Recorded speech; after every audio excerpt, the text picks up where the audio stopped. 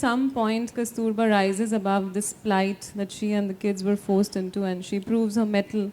She tries to do something about it and goes against him. No, Kasturba never went against Gandhiji. Kasturba, she had that basic quality of that Hindu woman, that quintessential mother of tolerance. She was so wedded to Gandhiji and his cause that even when she saw so much emotional violence being heaped upon her children, she has never allowed her children to ever tell her that Bapu is being cruel to you, and she always stood as a shield between the father and the son. So you call her the Adi Shakti, the quintessential Hindu Nari, Yes, right? I do. Yes, I do. One who always listens to what the husband has to say, no matter what happens. No, it's not that. When you say quintessential Hindu Nari and the Adi Shakti, the omniscient mother, she has risen above it so much that it doesn't matter to her. It doesn't matter because she, you see, when we're born, even now we are inculcated, well, of course, now the things have changed, but in those days, even in my mother's generation, and of course my generation, you were taught that your husband is your all, that you can never ever go against your husband. So with that kind of inculcation, she was married at the age of 13. Her life with Bapu was 64 years. She didn't know a life without him. And she could not have in her wildest ever dreams thought of leaving him and going.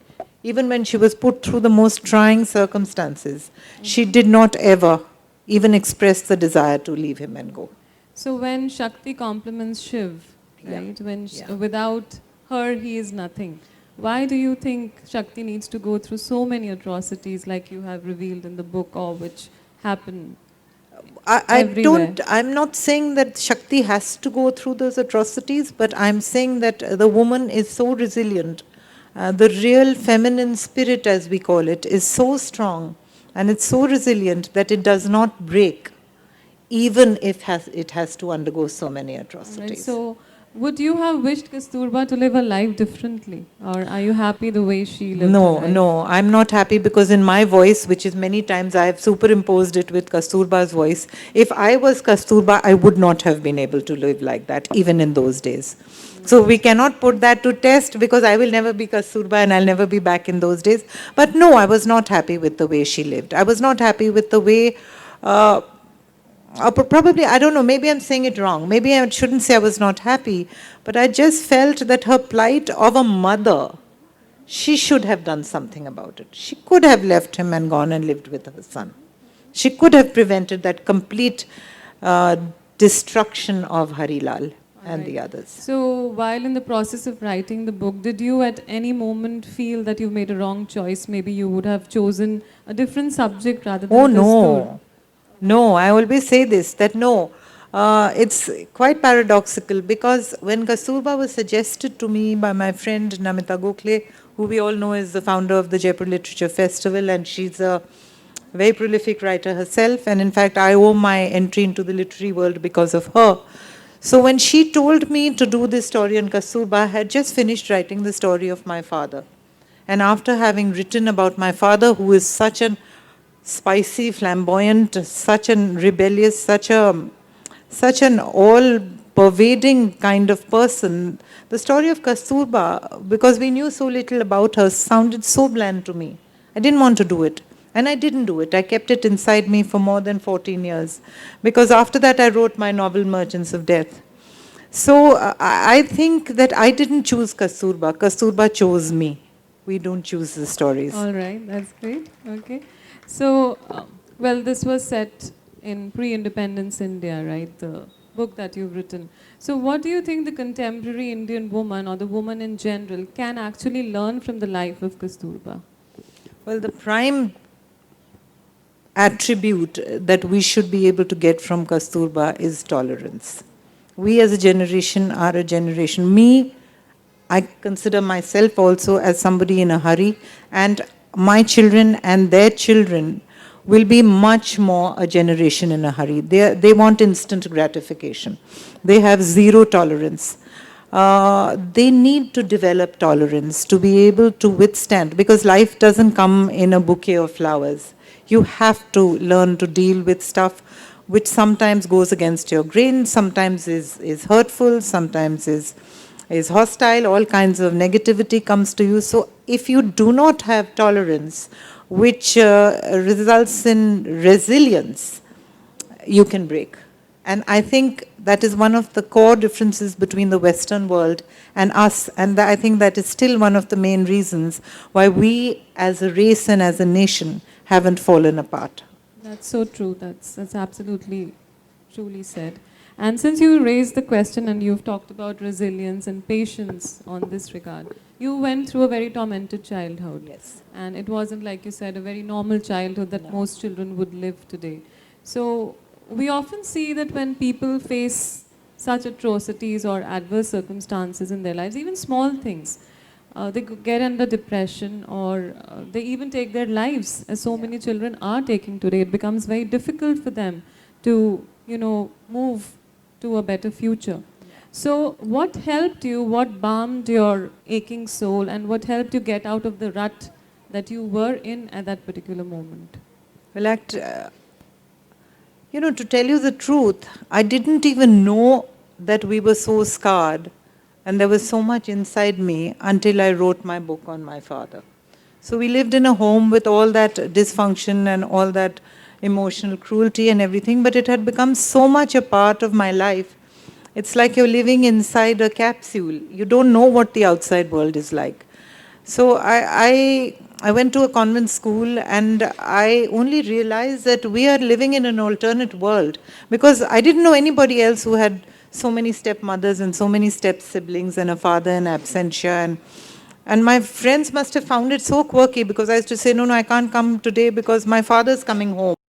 So whenever my father visited us, it was like a curfew. Celebration. Oh, No, it it was was like a like a curfew. curfew. It was very unpleasant.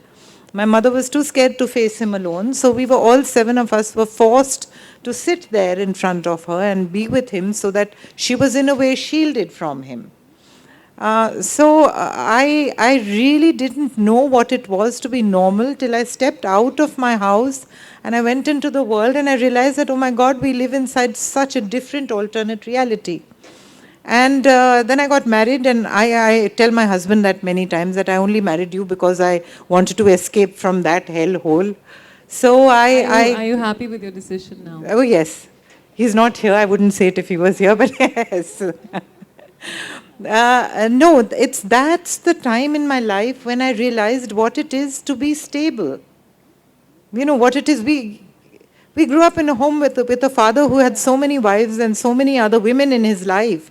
There was a distorted sense of morals. That's exactly what I'm asking you. Like, Yeah, how of do you get ethic. out of it? Yeah. To me, having multiple partners in sex was not taboo because we grew up in a home where it wasn't taboo.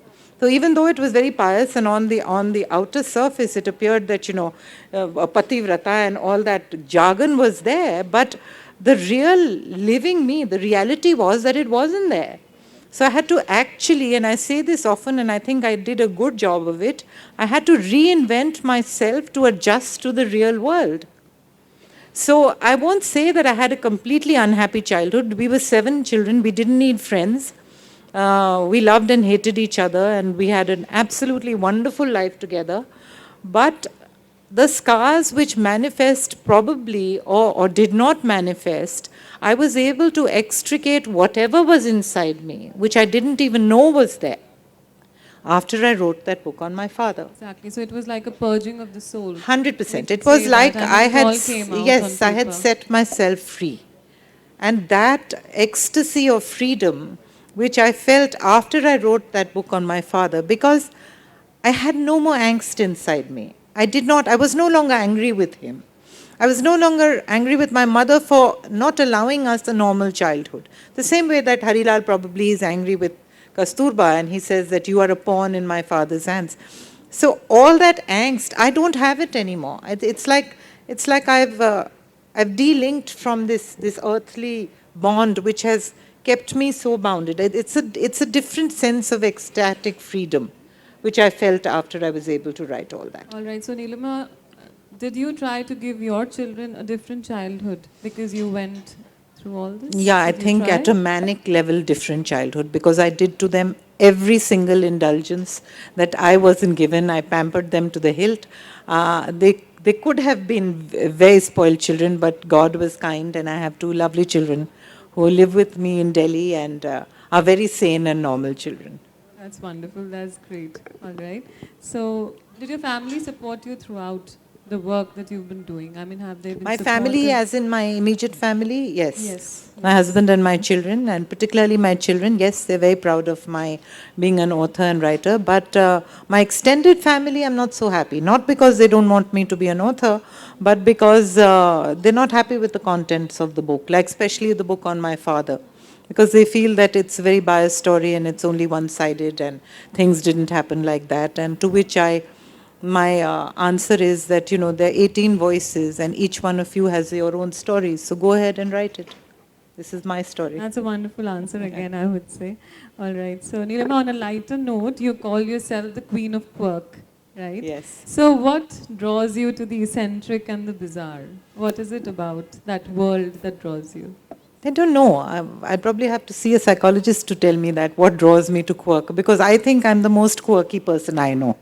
I've grown up in a quirky environment. Like I said, I don't know anybody else who had 6 stepmothers and 18 siblings, and people make all kinds of lascivious jokes about my father and his libido and his sexual wanderings, if you want to call it that. So it doesn't affect me, because I know that there was a great deal more to my father than just his heightened libido.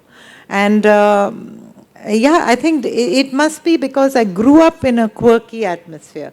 I grew up in this alternate world, as I call it, and with a great deal of duality, because there was a heavy-duty spiritual discourse. My father always, the little time he spent with us, was always intimate talk about spirituality. And yet his overt behavior was nothing spiritual. It bordered on to being emotionally cruel. So, he didn't walk the talk, basically. Not at all. Not at all. Just like Bapu, my father didn't either. All right. Yeah. Okay. And is there any real or real life character which you find really quirky, really bizarre, apart from yourself, that is, that you're drawn to? Oh God, that's a tough one. No, I don't know, but anybody with a little bit of quirk, like my friends tell me, that the ones, or my family tells me, all your best friends, there's something wrong with them. Something weird. There's something weird about them. Yeah. So, do you think we all have this insanity lurking deep within us somewhere? Well, I'm sure, because Yes. we're all, what should I say, a product of so many energies and so many sanskars and so many things. So everybody has to strike the balance. And I think I've performed a feat, because with my quirk and everything, I think, and maybe I'm boasting, but you can tell me, I think I'm quite normal. Of course you are. That